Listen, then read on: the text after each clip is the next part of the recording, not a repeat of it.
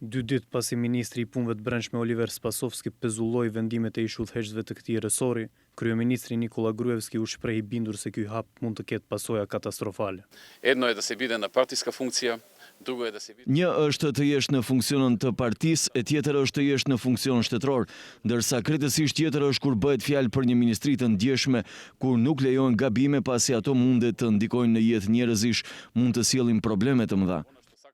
Gruevski tha se bartësit e funksioneve duhet të veprojnë duke u mbështetur në ligjet dhe kushtetutën e vendit. Ono što sakam da go poračam iza nego iza site drugi. Dua t'i porosis të gjithë që t'i përmbahen kushtetutës dhe ligjeve dhe ta marrin me seriozitet funksionimin e tyre, t'i harrojnë punët e partisë dhe të fokusohen në punët shtetërore, në punët për të cilat është vendosur në atë funksion për të cilat edhe populli ka pritje se gjithçka do të jetë sipas ligjit, normalisht që pres të ketë bashkëpunim. Ditë më parë, ministri I ri I brendshëm Oliver Spasovski vendosi rikthimin e kompetencave dhe pezullimin e të gjitha vendimeve të paraardhësve të tij. Vendimi I parë si ministri I Spasovskit shkaktoi revoltë të madhe tek VMRO-DPMNE-ja, e cila akuzoi atë për politizim të MPB-s. Nga ana tjetër, ekspertët vendimin e quajtën të drejtë dhe ligjor.